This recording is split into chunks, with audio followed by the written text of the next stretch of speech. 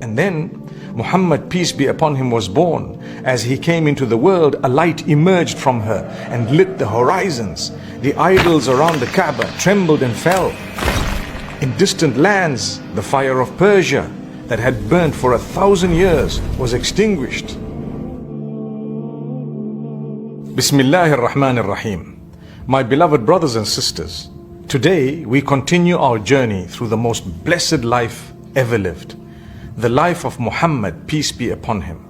The light sent to guide hearts back to Allah.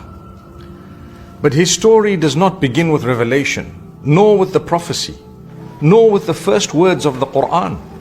It begins with mercy before birth. In the quiet valleys of Mecca, beneath the watch of ancient mountains, Allah was preparing a miracle. A child chosen before time, a heart protected before it ever beat, a light carried from one pure soul to another. This was not simply a birth. It was the unfolding of a promise that mercy would return to the world. So come with me. Let us return to that night, the night when the world changed without armies, without trumpets, without noise, only light, soft, pure and divine.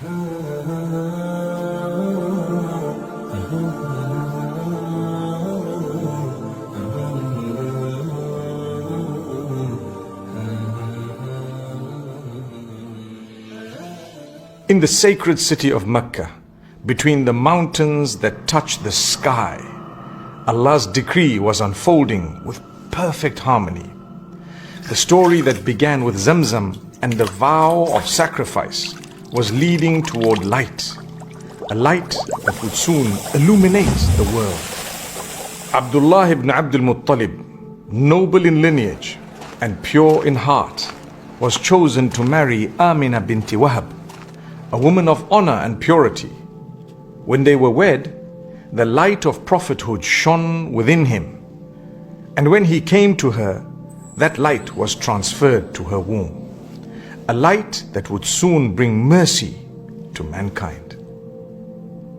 Not long after Abdullah set out on a journey to trade in the land of Asham, on his way back, he fell ill in the town of Yathrib, what would later become Al-Madinah.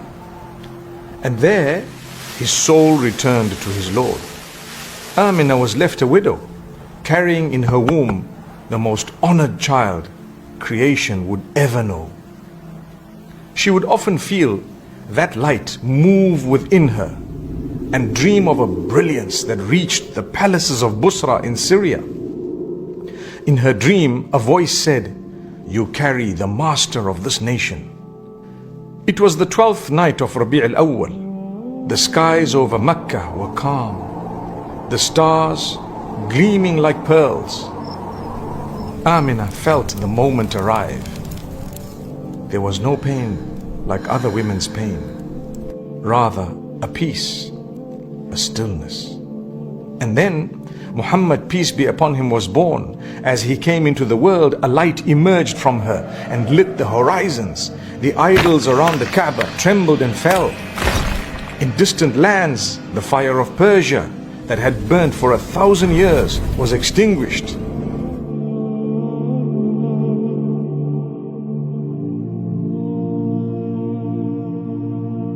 His mother saw his face glowing like the moon and heard his voice say, "May Allah have mercy on you.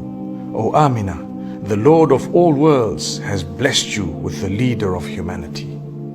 When his grandfather Abdul Muttalib heard the news, he hurried to her home, his heart trembling with joy. He lifted the child, pressed him to his chest, and entered the Kaaba, raising him toward the sky in gratitude. "I name him Muhammad," he said, "so that he will be praised in the heavens and the earth."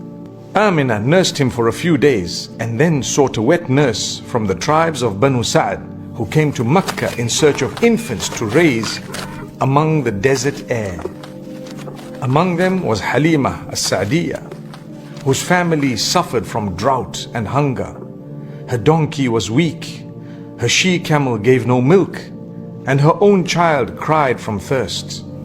Every other mother found a child to nurse except her. None wished to take an orphan. She said to her husband, "By Allah, I will take that orphan boy, for perhaps Allah will bless." From the moment she held him, blessings poured upon them. Her breast overflowed with milk. Her camel gave in abundance. And the wind seemed softer upon their path.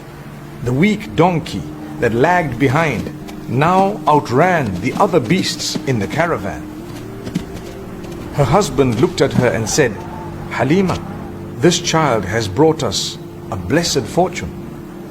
Back in the valley of Banu Sa'd, the barakah only grew. The flocks multiplied, the land revived, and every heart around the child found peace. He grew strong and beautiful.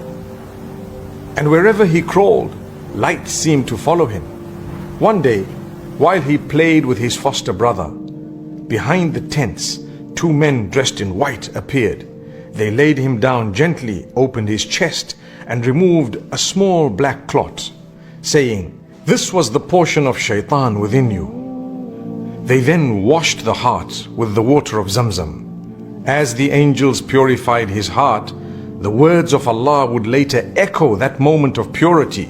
قَدْ أَفْلَحَ مَنْ زَكَّاهَا وَقَدْ خَابَ مَنْ دَسَّاهَا. Successful indeed is the one who purifies the soul, and doomed is the one who corrupts it. Surah Al-Shams.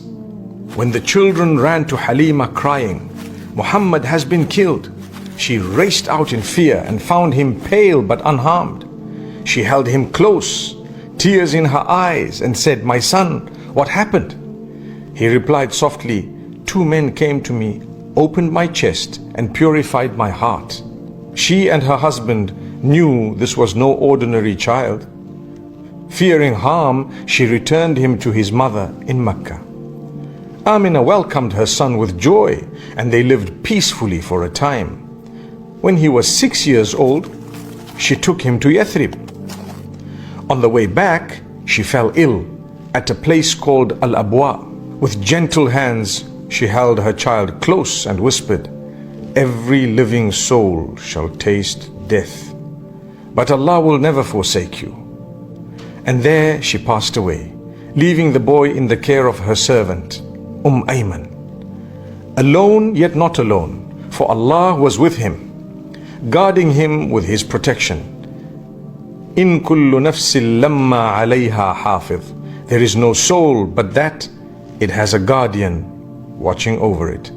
His grandfather Abdul Muttalib wept when he saw the orphan child and said, "He is more beloved to me than my own soul."